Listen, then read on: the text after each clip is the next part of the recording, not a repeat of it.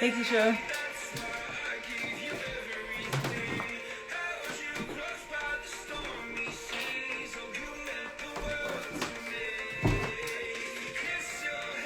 All right, cool. Just got your request, so I'm gonna let you in as soon as we get some more people in here.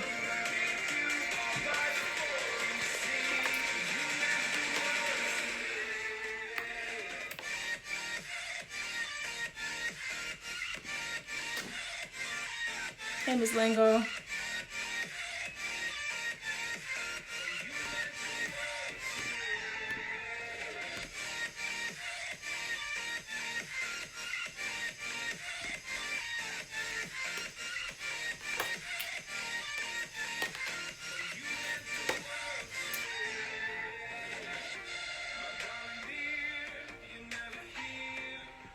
Hey, Tracy, how are you?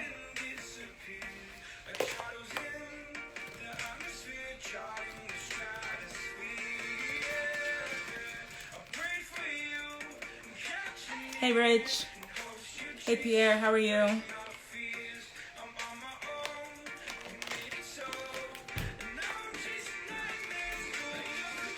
How's everyone's week going?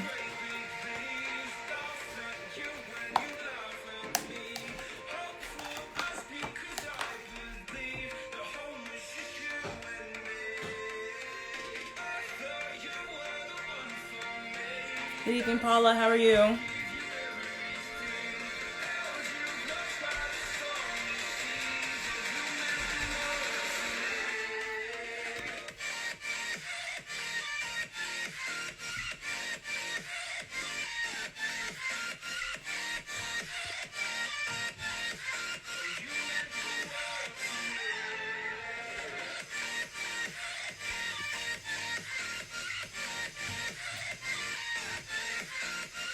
I hope you're feeling better, Rich. Make sure you take your allergy meds.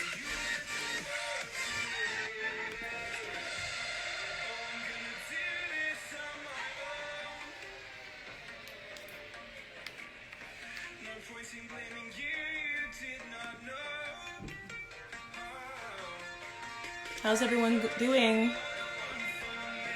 Let's see who else is here. Paula. I need everyone to send this live to one friend. That's your homework assignment today, please. Because we don't want anyone to miss out on this conversation.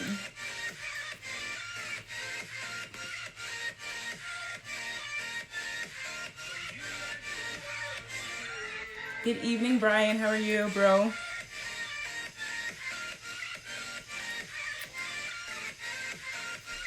Shell, I'm doing great. Thanks for asking. We're going to get started in just a few more minutes.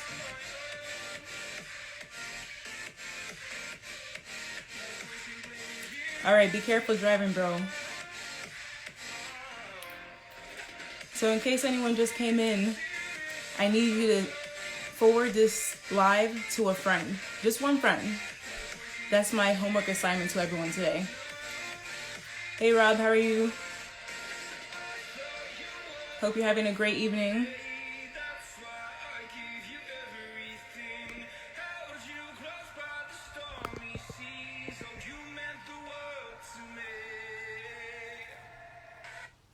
All right, we are going to get started in just a few more minutes.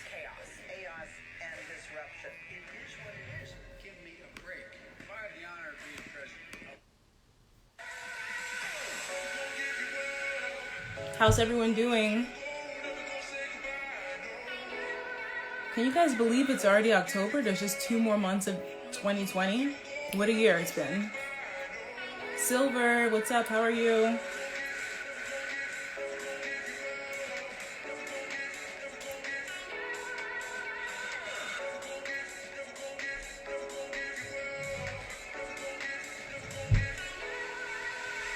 We have a little bit under a month until Election Day, so I hope everyone's getting ready.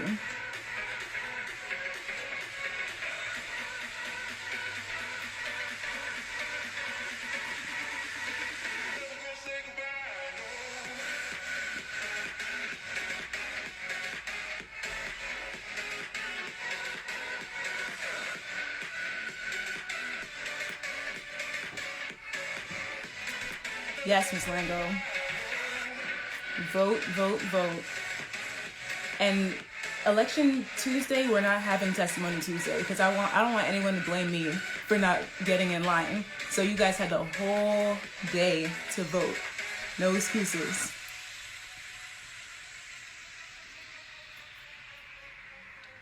All right, we are going to get started in just 2 minutes. Just waiting for a few more people to come in.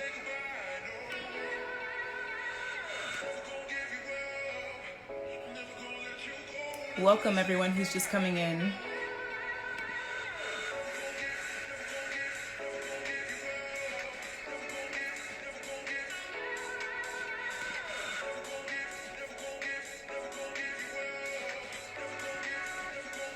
Welcome Ingrid, good to see you.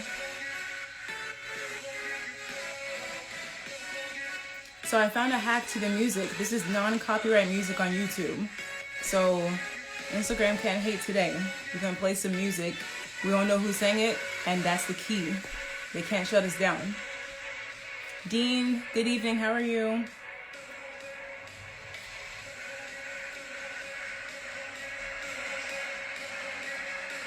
Exactly, Ms. Lango. No excuse, bring your chair, your lunch, your dinner, your snacks, whatever you need to possibly stand in line. Of course, it's probably gonna be cold. Bring your jacket, bring your sweaters, whatever you need.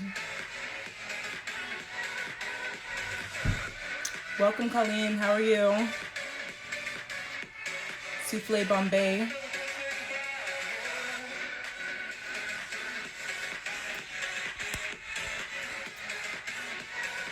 Yes, bring your moonshine too. Rich.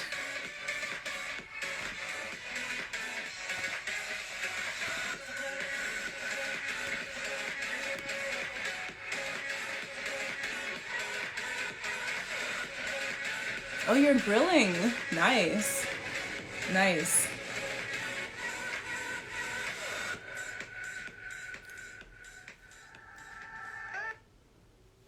We got a few more people coming in.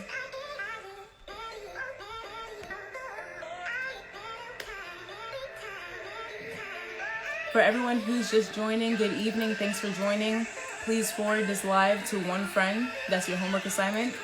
Please and thank you. Because we have a great discussion lined up and we don't want anyone to miss out.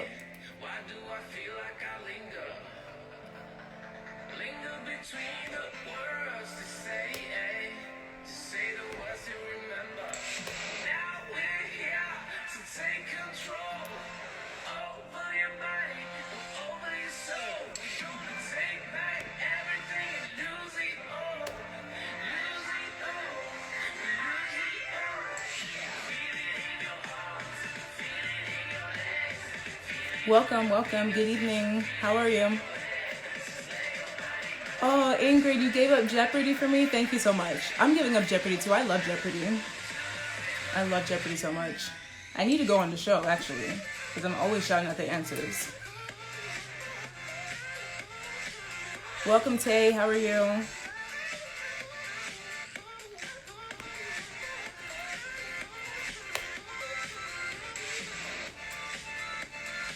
All right, we are going to get started.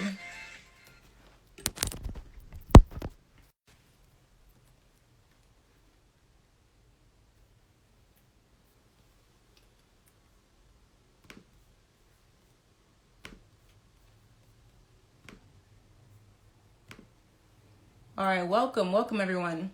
So, welcome to another week of Testimony Tuesdays, where we highlight the professional and personal testimonies of our fam, of our friends. We have a great guest tonight, Keisha M. Robinson. We actually met online, virtually, during this pandemic, and the amount of support that we've both shown each other, you would think that we've been friends for years, I would say. So she is the author of the new memoir, I Barely Survived My Summer in Quarantine. And I have it here. I actually just received it this past Friday, so I'm almost done reading it. I'm not going to spoil it for you guys. But I really hope that everyone's been having a wonderful week. And don't forget to send me a DM if you want to be featured whether it's your business, whether you have a story that you want to share. I will be more than happy to share my platform for you to have a voice, because that's what we're all here for, to support each other. So without further ado, I'm going to introduce Miss Keisha M. Robinson. So Keisha M. Robinson is the author of the newly released book, I Barely Survived My Summer in Quarantine, a memoir. Keisha is also the founder of Culture Charisma LLC, a platform for blogging, literature, and creative pieces. She is a doctoral student, school counselor, and clinician that enjoys spending time with her family, writing, and reading. Please visit her website at www.kulturecharisma.com and follow her on social media, Instagram at Culture Charisma and Facebook Culture Charisma LLC. So everyone, I need you to put your clapping emojis in the chat box for Miss Keisha M. Robinson. I'm going to bring her in right now.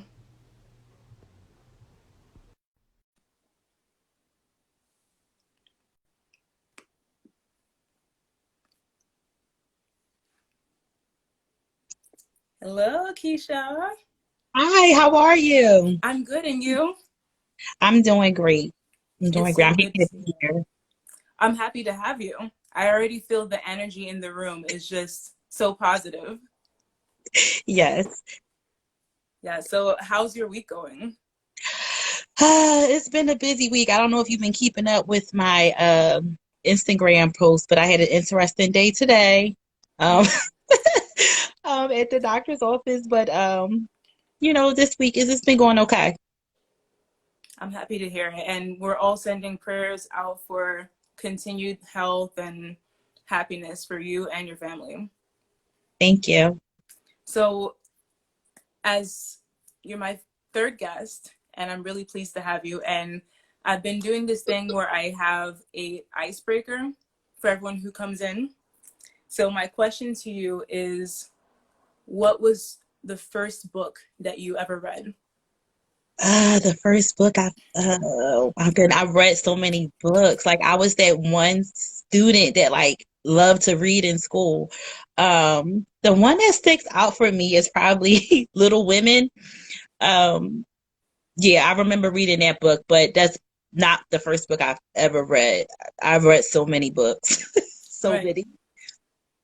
And I'm the same way. I'm the same way. I read like 20 books a year when I was younger, and then I started slowing down as college started.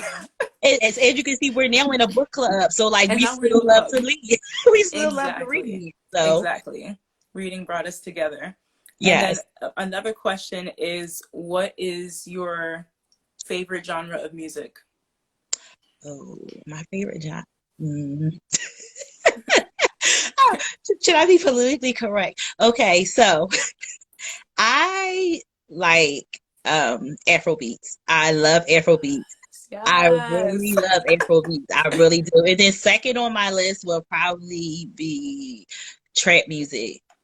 Okay. Okay. I like And that then combo. gospel is a close third. Yeah. Okay. Yeah. Close third. I'm I'm all glad over you. the place. I'm glad you kept it real. And we have trap gospel too. So best of both worlds. Oh, There's oh, trap gospel. There's Afrobeats gospel. So can mix and mingle.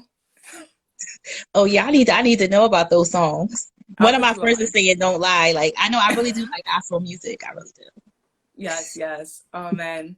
Great. Great. So I just posted on Friday that I had received your book, and oh my god, I love it. I love it so far. I'm not gonna Thank spoil it, anyone. It's great.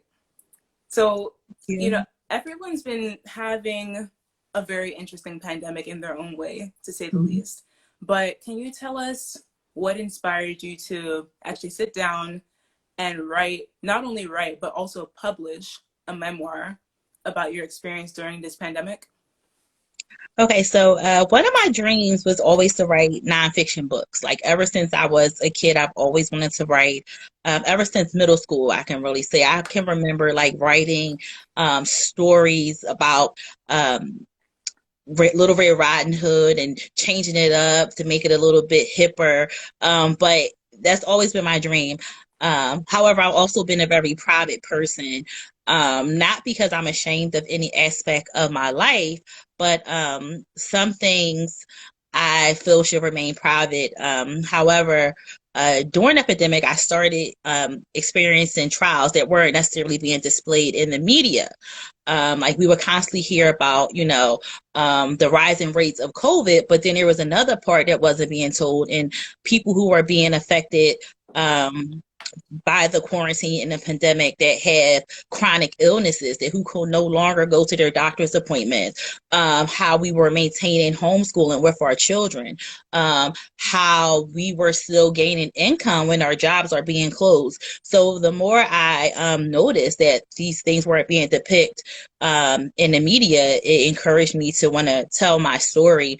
That's kind of when the privacy level kind of went down, and I decided to share my story.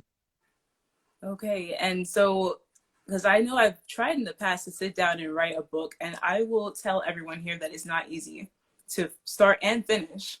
So, what were some of the things that kept you motivated as each day went by? Did you have like journal entries that you put together, or how did you do it? So I love to write. I just always love to write. That's probably what has gotten me through school. That's probably why I enjoy being in a doctoral program, because it's all about writing. Like I just enjoy writing, and writing about something that I'm interested in is just like really easy to me. Um, I didn't have to journal because I already was writing.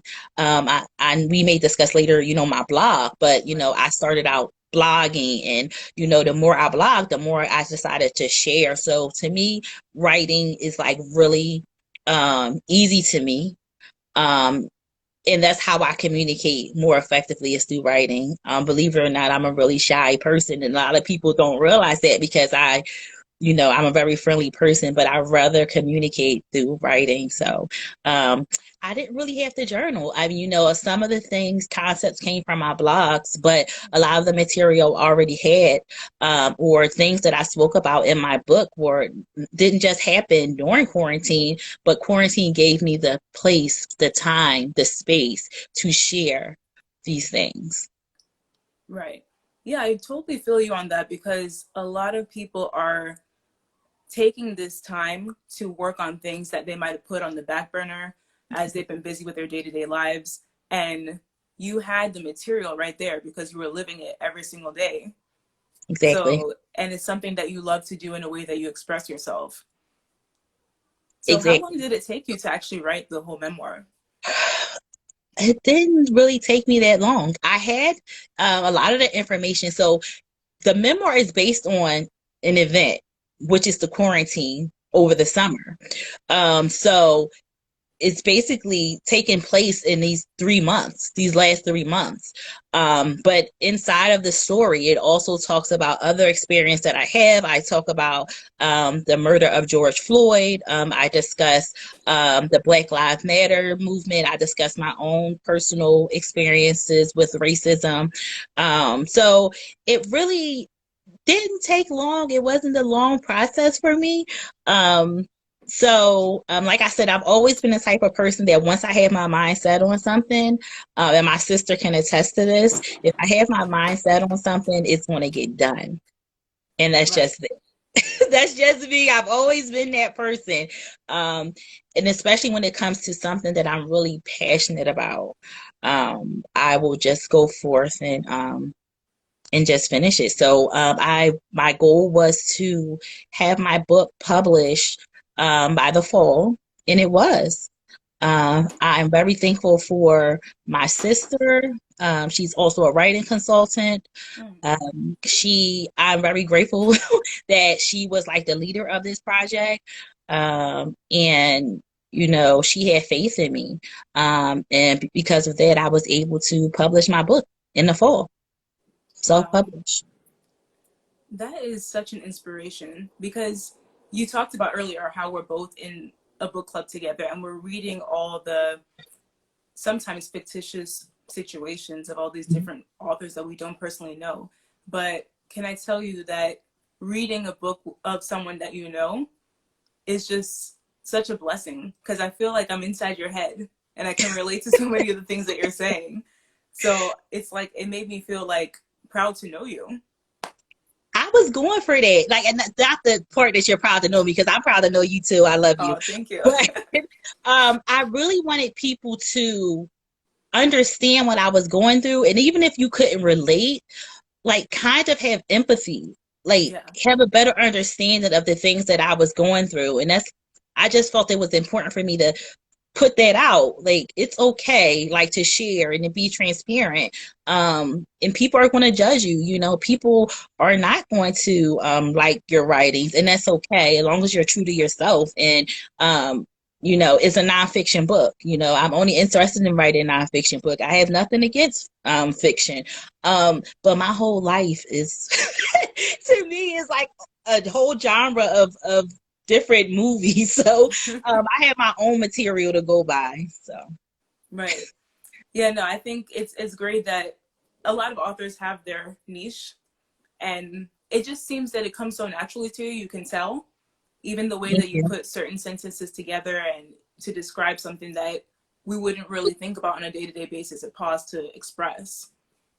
So, and I know that it came so naturally to you, but in the process, did you face any hurdles when it came to the creative process or even the publication process? So some of the obstacles was definitely just I wasn't really apprehensive about the material I wanted to share, but some of it was new to me. Some of the things that I've shared in my book are really personal. Things that I've experienced through my life that were sad, and some things were, great. But just finally releasing it and putting it all on paper, I would say that was kind of a hurdle I kind of had to get over. And also, not expecting validation. Not everyone is going to love what I write about. Not everyone is going to be okay what I have to say. An example of that is like Chrissy Teigen recently posted something about the loss of their child, and a lot of people were like taken aback that she was publicizing this. And I can say from experience that and I posted about this, people grieve when they're ready to grieve. And if that's how she wants to grieve, that's that. People may read my book and there's a part in here that I discuss something very personal, and they may not be okay with it, but it's my story. Yes. And even if you don't agree with it, maybe you'll think differently when a cousin or an aunt or a neighbor go through this. Maybe you'll treat them a little bit differently when you approach them. Yes. And the other publication, just basically, it actually went pretty smoothly. Like, I'm just really thankful for my sister. She's just a pro at this. This is her life. This is her business, like editing, just all kind of writing consultation things. So I'm blessed to have her in my corner. We had to wait a little bit longer for the books to come in, but that's just how it works sometimes with publishing. But I think I did pretty good as far as like timing. Oh, I yeah. think, I don't know. This is my first book, so I think it was pretty decent timing.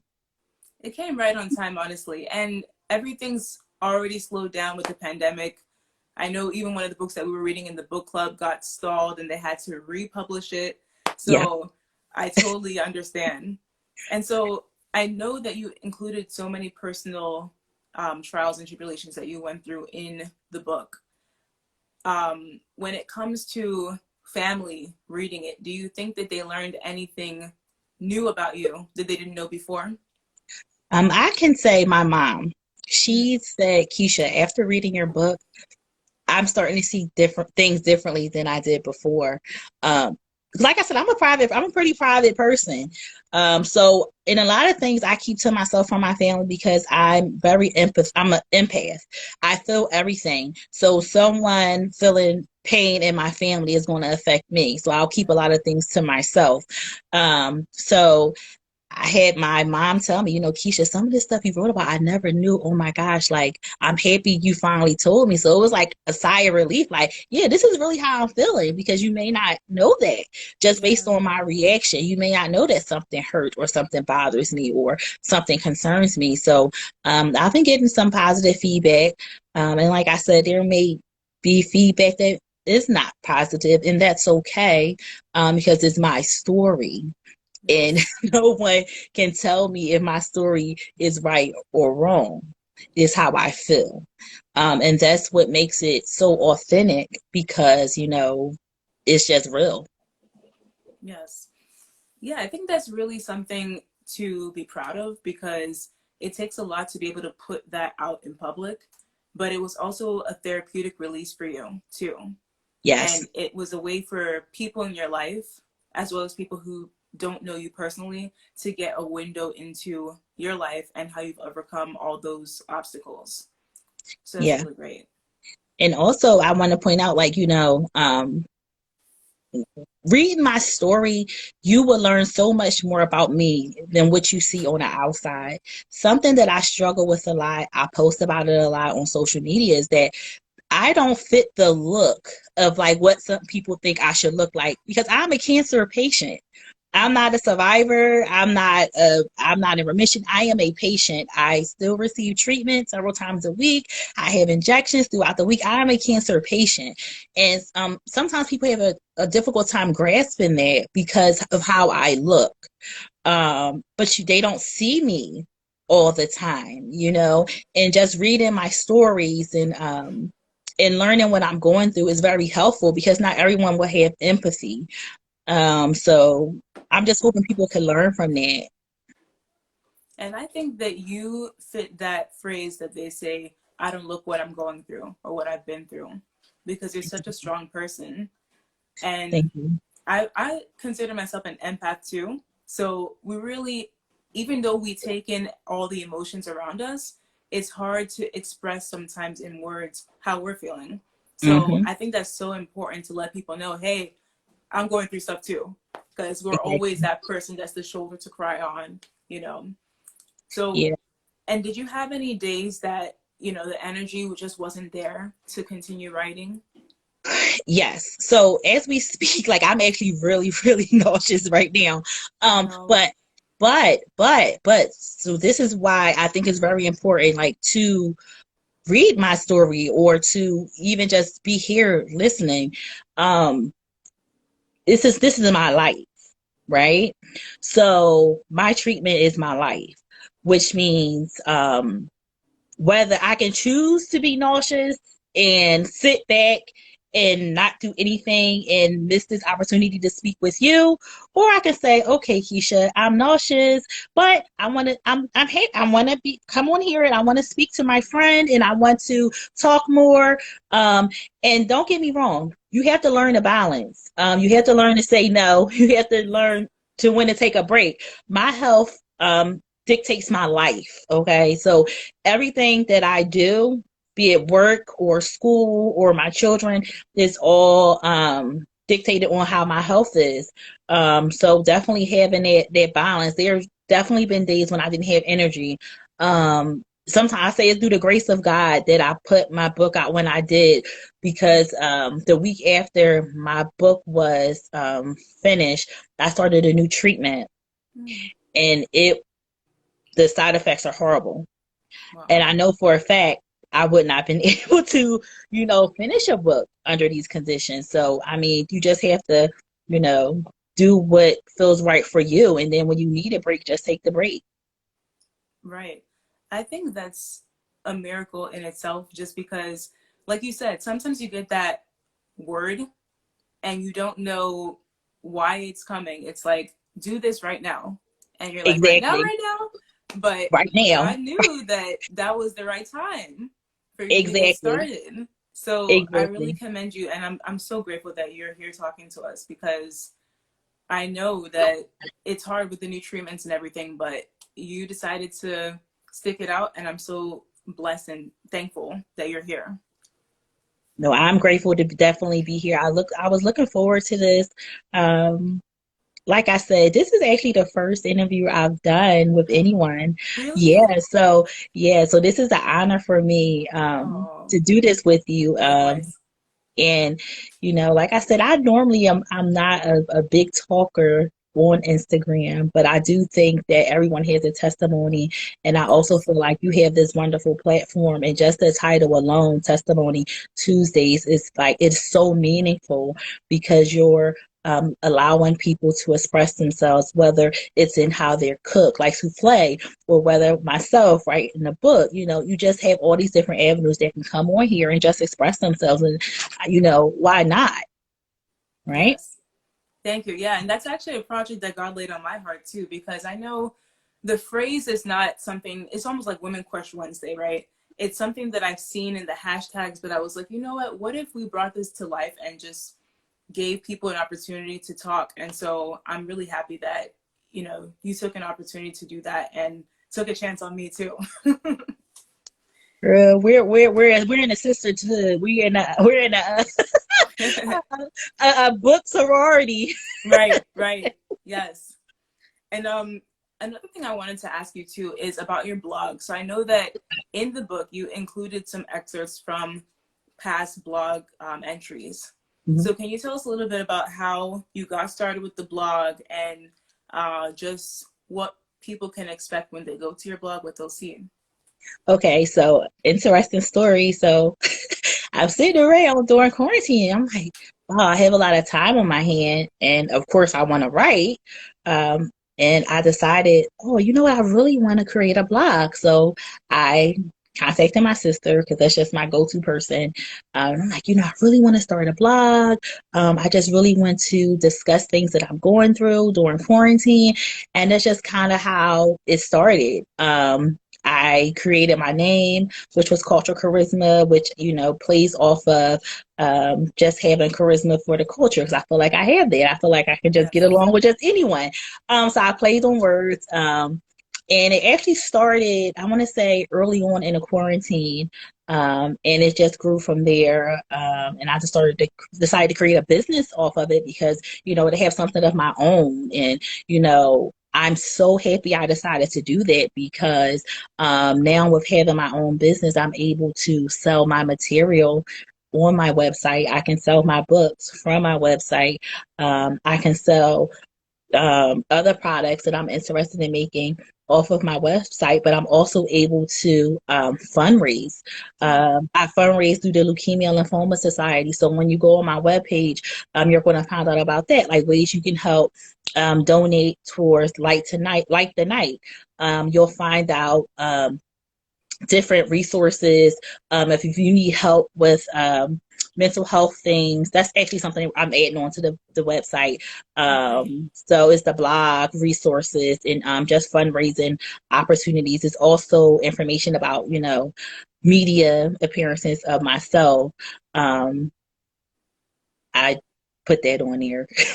But, yeah, so it's starting off small, but like I said, it's mine, and I don't want to emphasize that to say, hey, I got this, but it's so empowering to have something of your own and kind of having the freedom to express yourself any way that you want. Because I also have a full-time job that I don't have complete control over.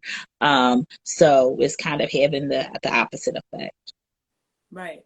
So how do you balance all that? Because I know you are a doctoral student, you're in the mental health field, you are a creative. How do you balance all this? And you are a mother of two beautiful children. How Thank do you you. handle all this? It's a lot to juggle. It is definitely a lot to juggle. I think most importantly, it's just knowing your boundaries.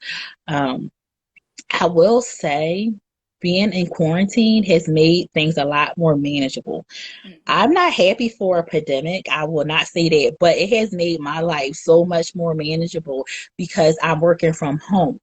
So, working a full-time job from home allows me the flexibility to be home with my children during homeschool, which is very difficult. That is a very difficult process. Um, and my doctoral program is online because of the pandemic, which is normally an in-person program, is also online. So it's just time management. I'm really good with time management. But I will procrastinate with certain things. I'm Don't we like all? I'm a professional procrastinator, but it gets done. But just having time management, like I can't get it all done. I'm gonna be completely honest. So what some people don't realize is that, I had to take a leave of absence from work because the side effects of my medication affects me in the morning time. Mm. But that was important for me to do. So sometimes you have to know your boundaries. So I might need a couple of days off. I may need a couple of weeks off, and just knowing your rights. I know my rights, my work rights. So Yes. I'm always going to advocate for myself and advocate for others. So when I felt like I needed, a break, I did that. If I felt like I need to do something additional for my kids, I'll do that. Because nothing comes before them. So it's difficult to juggle, but I know my boundaries. Like, I had clinical hours over the summer, but I knew once the fall started, I wouldn't be able to manage everything. So I had enough sense to say, okay, I have to get rid of these cases because it's too much. So just Mm. knowing your boundaries and not basically trying to work yourself to death, because I personally don't want to work like super hard. Some people are so excited about working like 100 hours a week. Oh Like no. I don't want to do that. Like I'm not that person. Yeah. I want to work hard, but not like I don't think that's impressive. I worked the 80-hour shift and then I worked another 50 hours. No, I don't want to Yeah. do that. I'm not You that know, person. and it's so important that you said that because a lot of people work jobs like that without choice and Yeah. neglect their health. And you really do need to pay attention to your health and you need to listen to your body. And like you said, fight for your rights because if someone falls sick, God forbid, the job is ready to replace them in a second, not even caring. They don't really have the humanity in that. So you really have to look out for yourself. And I speak about that in the book as well. I've had some experiences, and that's what I want people to understand in the book. Like I speak about so many topics, but work is definitely a topic that I speak on. And I've had some horrible experiences at work in different careers, and after a while, you learn to say, put yourself first. You have Yes. to. You have to because, like you said, they'll replace you. They'll replace you when they're ready to. We're all at will. It's a sad reality. We're It all at is. will. Yeah, it is. And so I know you talked about a little bit in the book how homeschool is for your kids, them adjusting to Zoom, and you gave a little bit of advice for other parents out there on how they can better acclimate their kids to this new norm, so to speak. So can you talk a little bit more about that and how that took a toll on you as a parent? So it took a tremendous toll on me. It's not easy. People will assume because I'm a school counselor or because I'm a clinician that being home with my kids is just like smooth and easy. It's not. My children have two totally different personalities. Their learning styles are completely different. They're both in two completely different schools. So I kind of had to set things up where it's like, okay, my daughter has to be on this side and she has to work this way, and my son on this side. Actually, my nephew, Jay, he just started coming over this week to help because I said, I need help. Like, Oh, my great. son needs help. Like, he needs someone there for him. And like, I'm not going to always be there. So I'm Yeah. very thankful for that. But knowing that I can't do it all, like I cannot do it. It's impossible to feel like I can do it all. I couldn't even do it all when there was not a pandemic. So Yeah. Oh my um, goodness. just knowing my limitations, and it's okay to have your child miss an assignment. I'm not saying make it a habit, but I realized today my daughter was on the laptop from 9 o'clock this morning. She was finished her last class at 2:30, and then she had like 3 hours left of homework. And I'm like, that is a lot. That is Wow. a lot. And she does take a lot of breaks. She does. Like it's a little bit excessive. But just knowing reality of it, like, our children are not going to be perfect. We're not perfect. This is new for them. And like just have realistic expectations of our children. Right. That's all you can do. And I think we talked a little bit about that because earlier in the pandemic, I wrote a poem about this, like how a child perceives the pandemic through their eyes. Exactly. And it's something that, like you said, the media kind of portrayed as something that would happen within the snap of a finger. Like, okay, you were going to school yesterday, today you're on Zoom. And they would just acclimate to that. But it's like, hold on, where are my friends? Where's everything that we were expecting this year? And like you said, even at a certain point, we're thinking, okay, just 2 more weeks of quarantine, 2 more weeks, all right, maybe a month more, and now we're in October. So My son is Everyone's, over it.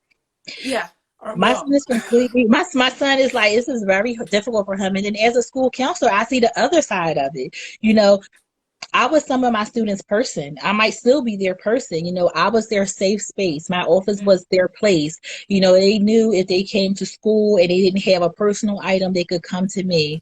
They knew if they needed to discuss something, they could come to me.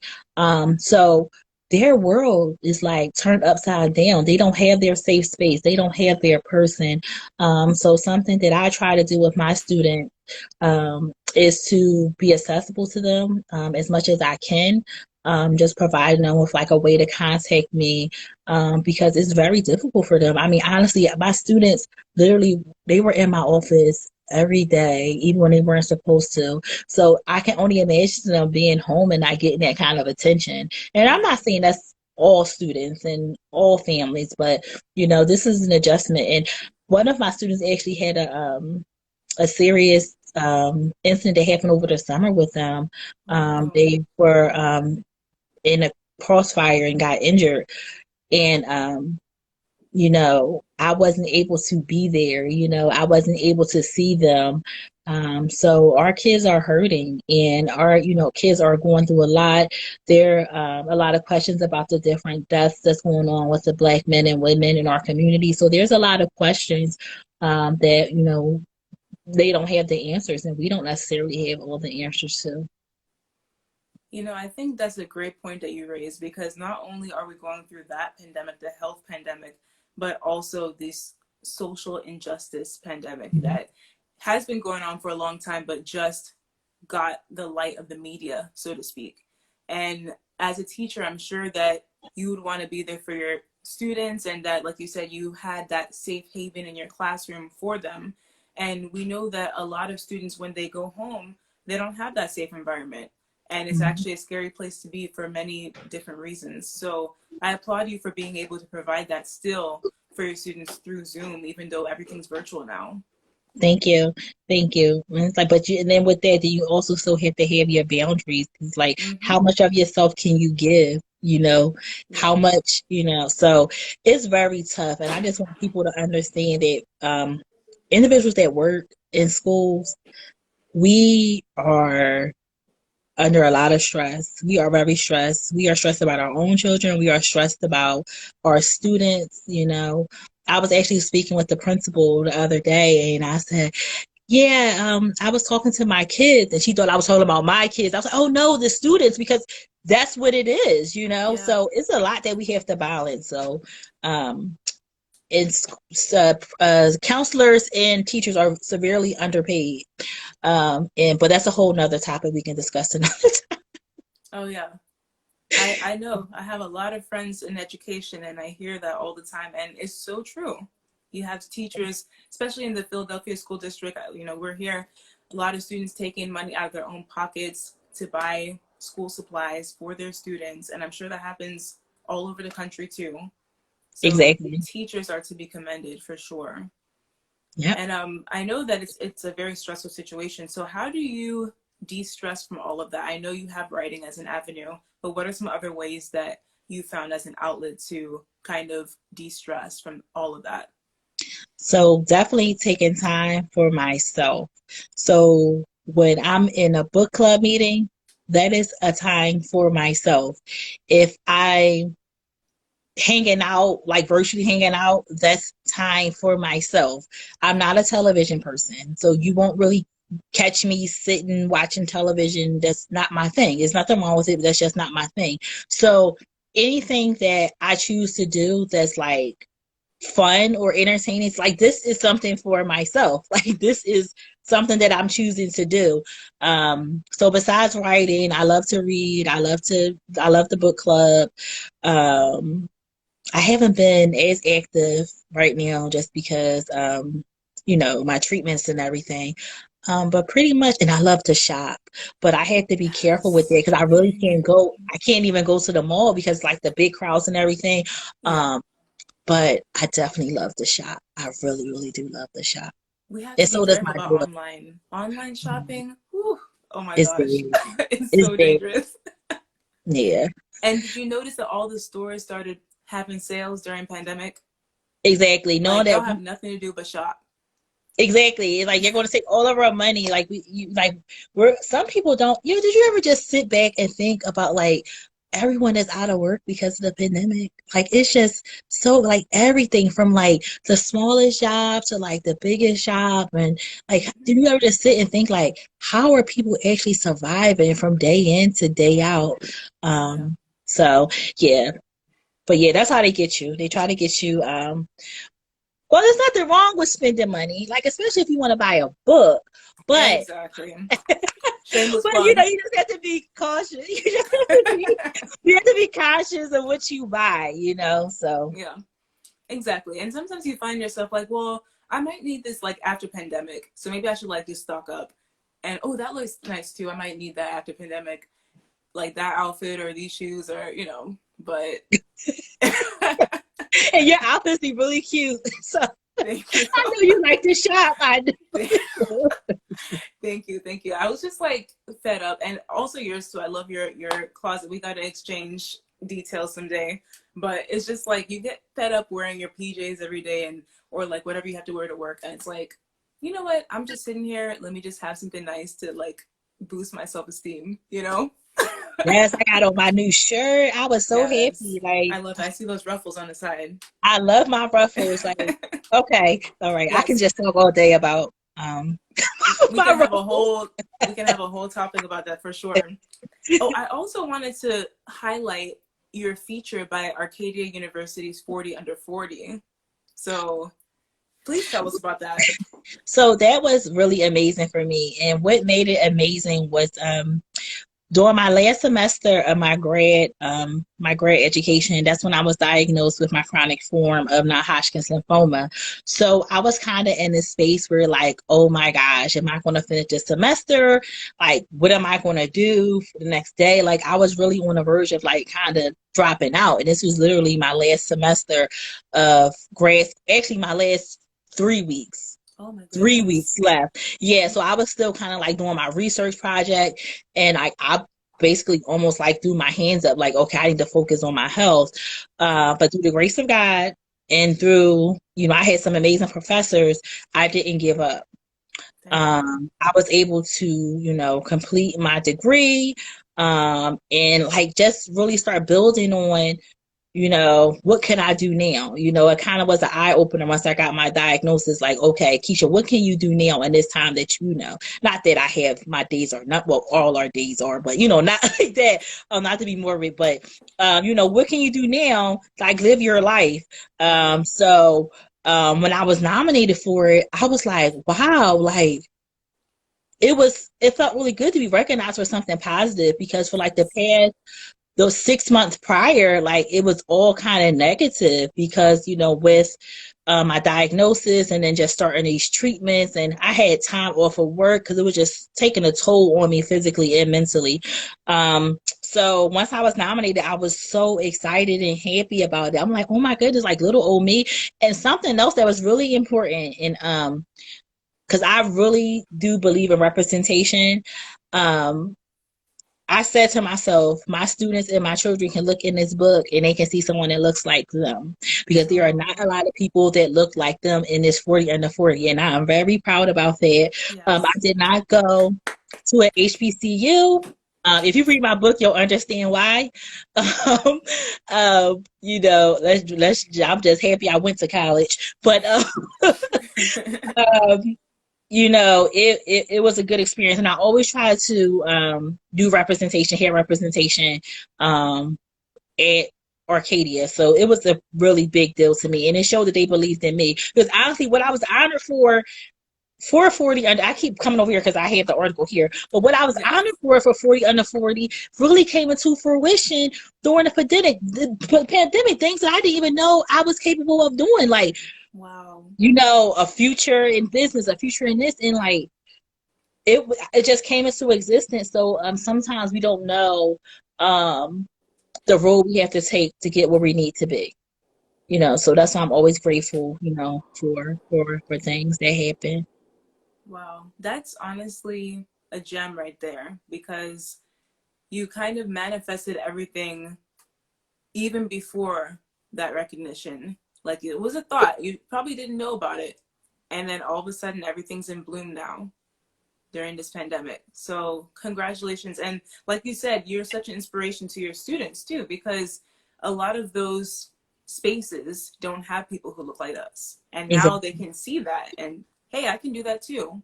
I can aspire to be someone like that too. So that's wonderful.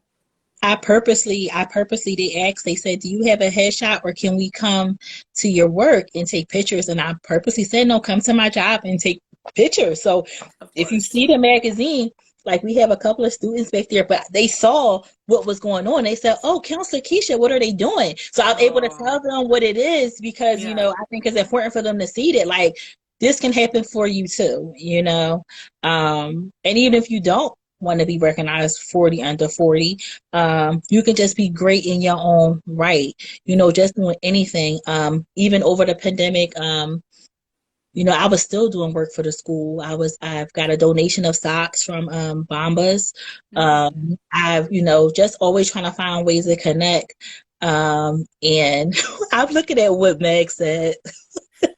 I can't, What did he say? honestly, but yeah, just always be have representation for our kids. Because let me tell you, I always, what they say, hype the kids up. I've always hype them up for everything. That's Yes. one thing I'm good for. If you say you want to be a rapper, you're gonna be the best rapper that you. Well, you also gonna do this work, but you're also gonna be the best rapper you can be. Right. And I take pride in it. I will. My students will tell you that. Even my own kids, like, I'm gonna pipe you up to be the best that you can be. I'm gonna be in your corner. So Exactly. Like DJ Khaled is to his kids. Like, you're a yeah, boss, you're a legend, like from day that's one. me. And look at them. They're gonna be that. They're gonna manifest that. That's basically my bulletin board outside.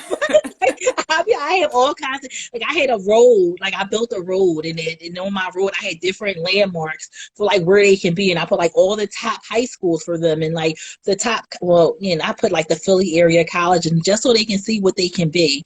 Um, Yes. yeah, because they can be anything they want to be, and I'm a living testament to that because my journey wasn't perfect, um, and no one can stop you from being what you're destined to be. Exactly. Amen to that. Amen to that. And I know you have some more stories in you to write about. So, do you think that you're going to go back in time and write more memoirs about different periods in your life? I want to. So, there's so much more I would like to write out. Actually, two other things that I'm really interested in writing. I want to write about child loss. Mm. From my sister said, "Oh Lord," because yeah, we have a couple more books to work on. Um, because I want it, like, when I write books, I want it to be from my perspective, and I feel like my perspective is like really relatable to other people like me. Not saying that other races or other cultures or things like that cannot relate, but I just want to speak it from my perspective. So I'm going to write about that, and I also want to write a book about how children handle parents that have cancer. Mm. That's also a goal of mine that I've been thinking about for years. Probably since my diagnosis, I've been thinking about doing something like that. So I think that'll be really insightful and helpful to parents out there going through those same situations and kids too. yeah, So the world needs your story. So I really am glad that you're going to keep writing. That's thank you. really great to hear. And now, besides your writing, and we know that you have your blog, do you have any other business ventures that you foresee yourself doing in the next 5 years?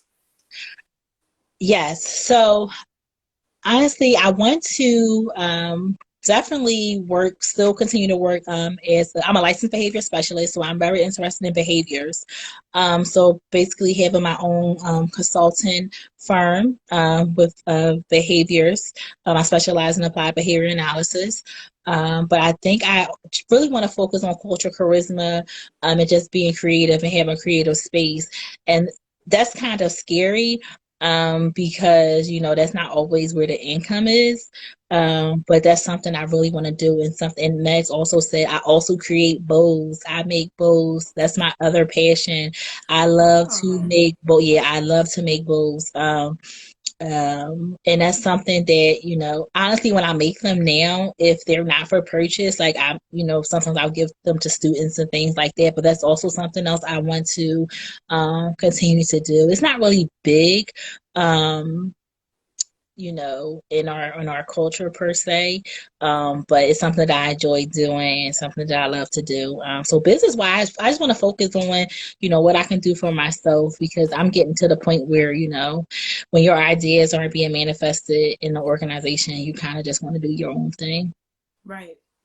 Yeah. No, I applaud you. And I think that we talked about this even the past few weeks that this is a perfect time for creatives to put out all the ideas they've been sitting on because people are ready to consume.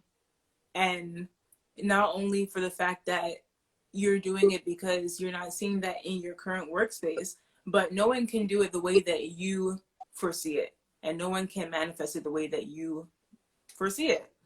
So it's great that you have that space and platform for yourself that gives light to all these wonderful ideas you've been having. Thank you so much. Yeah, I'm trying. And like I said, it's just, it's not an easy road, but, I'm very grateful for the community that I found virtually, the people that I've met. It definitely has been that I'm so proud of and I'm so happy and I can really be myself. Yes. Are you frozen? You're Oh, frozen. oh, I'm frozen on your end? Oh my Yeah. gosh. Okay. Well, I think I'm still seeing the comments, so I think it's still going. Okay, you're back. Yeah. So I know I'm really happy that I met you through the book club and club quarantine and everything because I've been able to see that spark in you, especially reading your book and hearing your perspective. Any words of encouragement that you would give to people who want to put out their book or write a blog, start their own business during these times? Go for it. If you have questions, ask. I'm an open book. I love to help people. Like that's in my nature, just to help. If you have a question, just ask anyone for it. I think you should definitely go for it. Now, I'm not saying quit your 9 to 5 to do this because people have bills and people need insurance and things like that, but you should definitely go for it with your goals because Yes. you don't want to regret not doing something. And now is the time to do it. You may not be ready to tell your full story right now, but just start with bits and pieces. And like I said, I was thankful for my sister. She kind of took me through the process, as far as getting my LLC and just doing business things. But you definitely have to use your 9 to 5 to find your dreams, as my sister said. So That's go real. for it. Go for it. Definitely go for it. And if you need someone to hype you up, I will do it. She's there for you. She's there for I you. will hype you up. Listen, I am good for that. Unless you want to do something crazy. I'm like, girl, no, don't do that. There's a limit. There's a limit to her hypeness. So, Don't do that. well, Yes. Keisha, it's been such a pleasure having you today. And I put your website for everyone to see. So just let everyone know once again where they can find you on this virtual space. Okay, so you can find me at Keisha.m.Robinson. And you can also reach me at Cultural Charisma. But you can also reach me at Cultural Charisma through my main Instagram page, which I always say I'm going to make private, and I never do. But and this is another thing I wanted to say. I always joke about my Instagram followers. I really don't have a lot, but I joke about it. But I'm really happy by that because it's very authentic. But when I get to 400, I'm definitely probably going to have another party. So if Kristen is in here, she's probably going to organize a party for me if I get to 400 Yes. people. Um, but yeah, so you guys can reach me at Keisha.m.Robinson or at Culture Charisma with a K. Awesome. All right, everyone. It's saying 13 seconds left. Thank you so much, Keisha, for Thank showing up you. and showing out and keep doing what you're doing. And thanks everyone for joining. Take care. Bye. Bye.